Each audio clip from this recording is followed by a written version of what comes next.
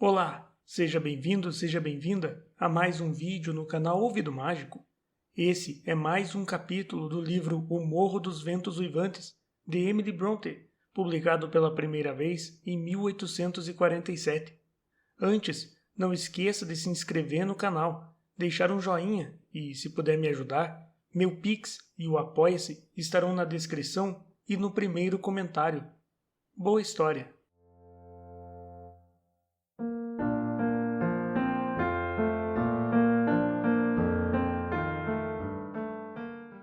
Capítulo 14.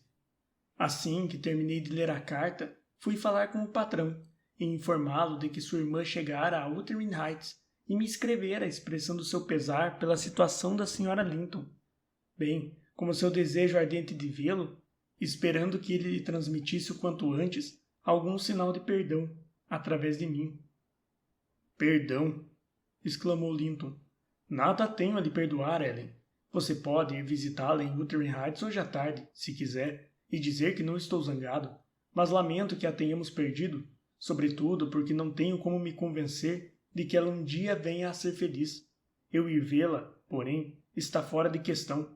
Estamos separados para sempre, e se ela quiser realmente me fazer um favor, que tente não convencer o patife com quem se casou a ir embora daqui. E o senhor não vai lhe escrever nem um bilhete? Perguntei, quase implorando. Não, respondeu ele. É desnecessário. Minha comunicação com a família de Heathcliff haverá de ser tão esparsa quanto a dele com a minha. Não vai existir. A frieza do Sr. Edgar me entristeceu muito, e ao longo de todo o caminho desde Grange, fui me perguntando como repetir o que ele dissera, de modo a fazer as suas palavras soarem mais afetuosas, e como suavizar sua recusa em escrever ao menos umas poucas linhas para consolar Isabela. Imagino que ela estivesse me esperando desde cedo.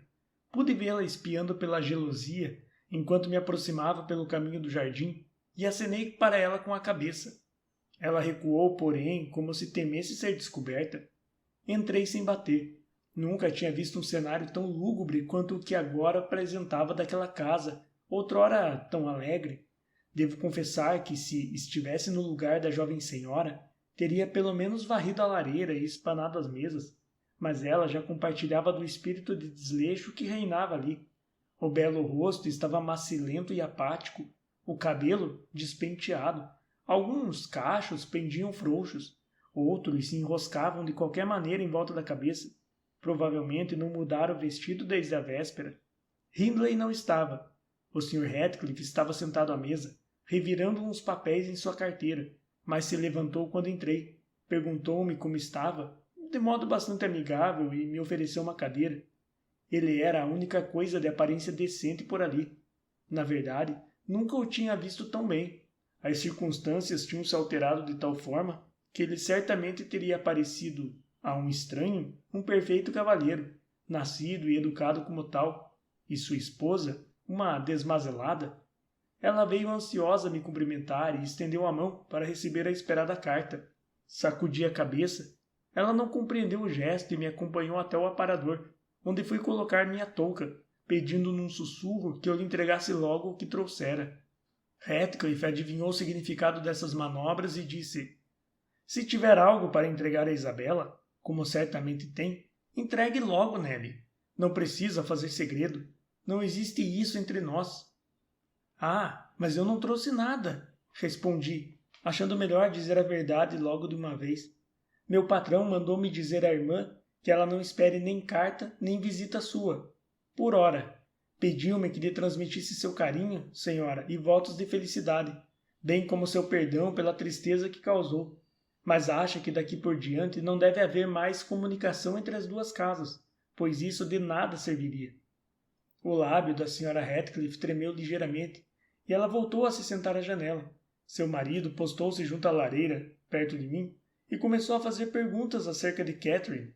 Contei-lhe o que julguei apropriado acerca da enfermidade, e ele arrancou de mim, através de um interrogatório, a maior parte dos detalhes relativos à origem da doença. Eu a culpei, como ela merecia, por ter sido ela própria a causadora de tudo, e concluí declarando esperar que ele seguisse o exemplo do Sr. Linton e evitasse futuro contato com a família dele, pelo motivo que fosse. A senhora Linton está começando a se recuperar, disse-lhe. Nunca vai ser a mesma, mas sua vida foi poupada, e se o senhor de fato se preocupa com ela, há de evitar futuros encontros. Na verdade, há de se mudar daqui, e para que não se arrependa disso, informo-lhe que Catherine Linton está tão diferente agora de sua velha amiga Catherine Earnshaw, quanto a sua esposa é diferente de mim. Sua aparência mudou muito, o temperamento ainda mais, e aquele que é obrigado por necessidade a ser seu companheiro só mantém a afeição por ela graças à lembrança do que ela foi um dia, ao sentimento de humanidade e ao senso de dever. É bem possível, observou Heathcliff, fazendo força para aparentar calma. É bem possível que seu patrão não tenha outra motivação além do sentimento de humanidade e do senso de dever. Mas acha que vou abandonar Catherine ao senso de dever e humanidade dele? E como pode comparar meus sentimentos por Catherine aos dele? Antes que deixe esta casa, quero que me prometa que vai me ajudar a encontrá-la. Concorda ou não com isso, hei de vê-la. O que me diz? Digo, Sr. Heathcliff, repliquei, que o senhor não deve fazer isso. Se depender de mim, nunca vai voltar a vê-la. Um outro encontro entre o senhor e o patrão haveria de matá-la, sem dúvida. Com a sua ajuda, isso talvez possa ser evitado, prosseguiu ele. E se houvesse algum risco de que isso acontecesse, se ele fosse a causa de mais um único sofrimento na vida dela, bem, eu acharia justificável chegar a extremos. Gostaria que me dissesse, com sinceridade, se acha que Catherine sofreria muito se o perdesse. O que me detém é o receio de que sim. E você veja, então, a diferença entre os meus sentimentos e os dele. Se ele estivesse no meu lugar e eu no dele, mesmo que o odiasse com uma intensidade doentia, jamais ergueria um dedo contra ele. Pode se mostrar incrédulo à vontade. Jamais o teria proibido de vê-la, se fosse isso o que ela desejava. No momento em que ela mudasse de ideia, arrancaria o coração dele do peito e beberia seu sangue. Mas até esse dia, e se não acredita em mim é porque não me conhece, até esse dia eu preferiria morrer, uma morte lenta, do que tocar num único fio de cabelo dele. E, no entanto, interrompi, o senhor não tem escrúpulos quando se trata de arruinar toda a esperança de que ela se recupere inteiramente, ao se intrometer em seus pensamentos, agora que ela já quase o esqueceu, e envolvendo-a um novo tumulto de discórdia e aflição. Acha que ela já quase me esqueceu? Duvidou ele. Ah, Nelly, sabe muito bem que não. Sabe também quanto eu que para cada vez que ela pensa em Linton, pensa outras mil vezes em mim. Num período muito infeliz da minha vida, também nutri esse pensamento. A ideia me torturava quando regressei no verão passado, mas só se ela mesma a confessasse, eu voltaria a admiti-la. E nesse caso, Linton nada significaria. Nem Hindley, nem todos os sonhos que jamais tive. 2 palavras dariam conta de resumir o meu futuro: morte e inferno. A existência, depois de perdê-la, seria um inferno. Mas fui um tolo ao imaginar por um momento que fosse que ela dava mais valor ao afeto de Linton do que ao meu. Se ele a amasse com todas as forças do seu insignificante ser, ainda assim não poderia amá-la em 80 anos, ou mesmo que eu num único dia. E o coração de Catherine é tão profundo quanto o meu. Seria mais fácil o mar inteiro caber naquele coxo do que todo o seu afeto ser monopolizado por ele. Ele mal chega a lhe ser mais caro do que o seu cachorro ou seu cavalo. Não é possível para ele ser amado como eu. Como ela poderia amar nele o que ele não tem? Catherine e Edgar gostam tanto um do outro quanto 2 pessoas podem gostar, exclamou Isabela com uma súbita vivacidade. Ninguém tem o direito de falar dessa maneira, e não vou ouvir meu irmão ser depreciado em silêncio. Seu irmão também gosta muito de você, não é mesmo? Observou Heathcliff, sarcástico. Abandona-a no mundo com surpreendente facilidade. Ele não sabe o quanto sofro, respondeu ela, e isso eu não lhe contei. Então andou contando a ele alguma coisa? Escreveu-lhe uma carta, foi isso? Escrevi para avisar que estava casada. Sim, você viu o bilhete. E mais nada desde então? Mais nada. Está mudada, e tristemente para pior, desde que se casou. Observei. Está faltando amor no seu caso, isso é evidente. De quem, eu imagino, mas talvez não deva dizer. Eu diria que é o amor dela mesma, disse Heathcliff. Ela se degenerou numa mera desmazelada. Cansou-se cedo demais de tentar me agradar. Parece mentira, mas no dia seguinte ao nosso casamento já estava chorando e querendo voltar para casa. Nesse estado, porém, é até mais adequada esta casa, e vou cuidar para que não me desonre andando por aí. Bem, senhor, retruquei. Espero que leve em conta que a senhora Heathcliff está acostumada a ser cuidada e servida. Foi criada como filha única, e todos estavam prontos a atender seus pedidos. Deve permitir que tenha uma criada para cuidar dela, e o senhor deve tratá-la com carinho. Seja qual for sua opinião sobre o Edgar, não pode duvidar de que ela é capaz de se afeiçoar com intensidade. Do contrário, não teria abandonado a elegância, o conforto e o carinho de sua antiga casa para vir se instalar voluntariamente com o senhor num lugar destes. Ela abandonou tudo isso porque estava completamente iludida, respondeu ele, imaginando que eu era um herói de romance e esperando favores ilimitados da minha devoção cavalheiresca. Mal posso considerá-la uma criatura racional, tal a obstinação com que teimou em formar uma ideia irreal da minha personalidade e agir de acordo com as falsas impressões que alimentava. Mas acho que por fim começou a me conhecer.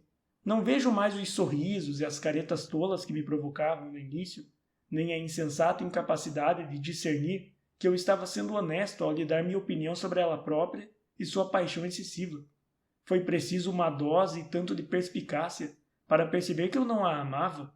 Houve uma época em que achei que lição alguma seria capaz de lhe ensinar isso, e ainda assim ela não entendeu tudo, pois hoje de manhã anunciou, como se tivesse feito uma descoberta surpreendente, que eu fora bem-sucedido ao fazer com que me odiasse. Um verdadeiro trabalho de Hércules, eu lhe asseguro. Se for verdade, terei motivos para ficar grato. Posso acreditar na sua afirmação, Isabela? Tem certeza de que me odeia? Se eu a deixar sozinha durante meio-dia, não vai vir de novo suspirando, aduladora atrás de mim? Acho que ela gostaria que eu tivesse fingido afeto diante de você. Fere a sua vaidade ter a verdade exposta. Mas não me importo quem saiba que a paixão era inteiramente unilateral. Nunca disse a ela uma única mentira sobre isso. Não pode me acusar de demonstrar um grama de ternura falsa.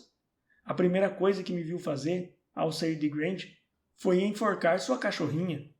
E quando ela intercedeu, suplicando, as primeiras palavras que eu disse foram para manifestar meu desejo de enforcar todos os seres relacionados a ela, menos um.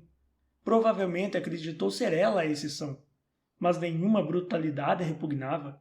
Acho que tem uma inata admiração pela brutalidade, desde que sua preciosa pessoa seja poupada. Ora, não foi o cúmulo do absurdo, uma genuína idiotice, aquela fedelha servil e desprezível, sonhar que eu poderia amá-la? Diga ao seu patrão, Nelly, que eu nunca, em toda a minha vida, vi coisa mais abjeta do que ela. Chega a desonrar o nome Linton. Às vezes abrandei um pouco por pura falta de criatividade. As minhas experiências sobre o que ela consegue suportar e ainda assim se arrastar de volta para mim. Mas diga também a ele, para acalmar seu coração, de irmão e magistrado, mantenho-me estritamente dentro dos limites da lei. Evitei, até o momento, dar a ela o mínimo direito de pedir a separação. E, além disso, ela não agradeceria a ninguém que nos separasse. Se quisesse ir embora, poderia. O aborrecimento que sua presença me causa é maior que o prazer que encontro em atormentá-la. Sr. Heathcliff, ponderei, o senhor fala como se estivesse louco. Sua esposa deve estar convencida disso e, por essa razão, tolerou-o até aqui. Mas agora que diz que pode ir embora, sem dúvida ela irá aproveitar a oportunidade. A senhora está tão enfeitiçada a ponto de ficar aqui por vontade própria? Cuidado, Ellen, respondeu Isabela, os olhos cintilantes de ira. Sua expressão não deixava dúvidas sobre o sucesso cabal das tentativas do marido de se fazer detestar. Não acredite numa única palavra do que lhe diz. É um demônio mentiroso. É um monstro, não um ser humano. Já me disse no passado que eu podia deixá-lo, e eu tentei, mas não ouso tentar de novo.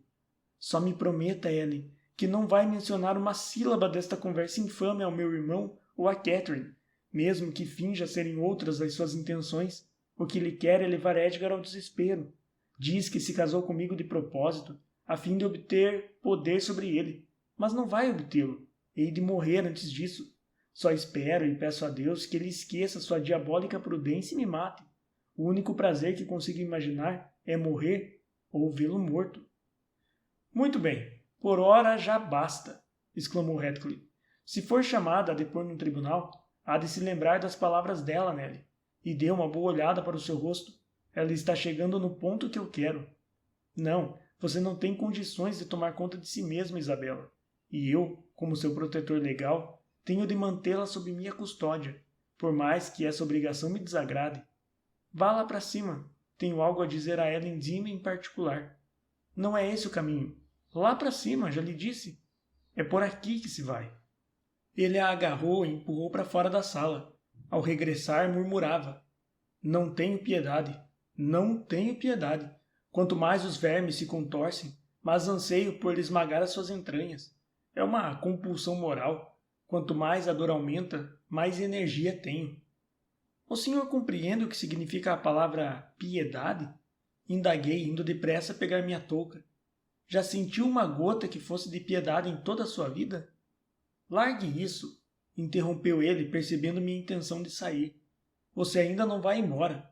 Veja, Nelly, preciso convencê-la ou obrigá-la a me ajudar em minha determinação de ver Catherine, e sem demora. Juro que não tenho más intenções. Não desejo causar transtorno, nem exasperar ou insultar o Sr. Linton. Só quero ouvir da própria Catherine como ela está e por que esteve doente, e perguntar se há algo que eu possa fazer para ajudá-la. Ontem à noite passei 6 horas no jardim de Grange, e vou voltar esta noite. Vou voltar diariamente até encontrar uma oportunidade de entrar. Se Edgar Linton topar comigo, não hesitarei em derrubá-lo e garantir que fique bem quieto enquanto eu lá estiver. Se seus criados me enfrentarem, vou ameaçá-los com estas pistolas. Mas não seria melhor evitar que eu topasse com eles ou com seu patrão? E você poderia fazer isso tão facilmente. Eu a avisaria quando fosse, e você me deixaria entrar sem que ninguém visse. Tão logo ela estivesse sozinha, ficando de sentinela até que eu partisse, a consciência tranquila por estar evitando maiores aborrecimentos. Protestei contra a ideia de desempenhar aquele papel traiçoeiro na casa do meu patrão. Além disso, aleguei que era cruel e egoísta da parte dele querer destruir o sossego da Sra. Linton em nome de sua satisfação pessoal. O mais corriqueiro dos eventos a transtorna muito, argumentei. Está com os nervos à flor da pele e não teria condições de aguentar a surpresa. Estou certa disso. Não insista, meu senhor. Do contrário, seria obrigada a informar meu patrão de suas intenções e ele tomará as medidas necessárias para proteger a casa e seus moradores contra qualquer intrusão indesejada. Nesse caso, vou ter que tomar medidas contra você, mulher, exclamou Heathcliff. Não vai deixar Wuthering Heights até amanhã de manhã. É uma tolice afirmar que Catherine não toleraria me ver, e quanto a surpreendê-la, não é o que desejo. Você deve prepará-la, perguntar-lhe se posso ir vê-la. Diz que ela nunca mencionou meu nome e nunca lhe sou mencionado. A quem ela haveria de falar de mim, se sou assunto proibido na casa? Ela acha que vocês são todos espiões do marido. Ah, não tenho dúvidas de que ele se encontra no inferno com vocês. Pelo seu silêncio, imagino o que ela sente, tanto quanto se me tivesse contado tudo. Você diz que ela se mostra com frequência inquieta e parece ansiosa. Isso é prova de tranquilidade? Fala de sua mente estar perturbada. Como diabos poderia ser diferente naquele isolamento medonho? E aquela criatura insípida e desprezível cuidando dela por dever e humanidade? Por pena e por caridade? Seria tão absurdo lhe plantar um carvalho num vaso de flores e esperar que cresça, quanto imaginar que pode restaurar o vigor de Catherine no solo de seus cuidados mesquinhos. Vamos decidir logo de uma vez. Você fica aqui e vou ter de abrir caminho até Catherine, lutando contra Linton e seus criados? Ou vai ser minha amiga, como tem sido até agora, e fazer o que eu lhe peço? Decida, pois não há razão para que eu espere mais um minuto que seja. Se insistir nessa sua má vontade e teimosia. Bem, Sr. Lockwood, eu discuti e reclamei, e me recusei categoricamente 50 vezes, mas no fim ele me obrigou a chegar a um acordo. Comprometi-me a levar uma carta sua para minha patroa e, se ela consentisse, prometi que informaria a ele da próxima ocasião em que Linton fosse se ausentar de Grange, quando Heathcliff poderia vir e entrar na casa. Eu não estaria lá, e os outros criados também não. Isso foi certo ou errado? Temo que tenha sido errado, embora conveniente. Achei que poderia evitar, com a minha condescendência, uma nova explosão, e também imaginei que o evento poderia provocar uma mudança favorável na doença mental de Catherine.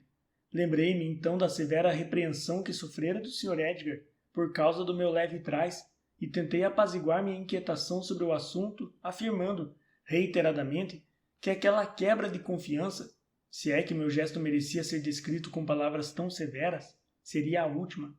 Não obstante, meu caminho de volta para casa foi mais triste que o de ida. Tive muitos receios antes de me decidir a colocar a carta nas mãos da Sra. Linton. Mas aqui está Kenneth. Vou descer e dizer que o senhor está muito melhor. Minha história é sombria e é melhor esperar para continuar amanhã de manhã. Sombria é pouco, pensei, enquanto a boa mulher descia para receber o médico, e não exatamente do tipo que eu teria escolhido para me distrair. Mas não importa.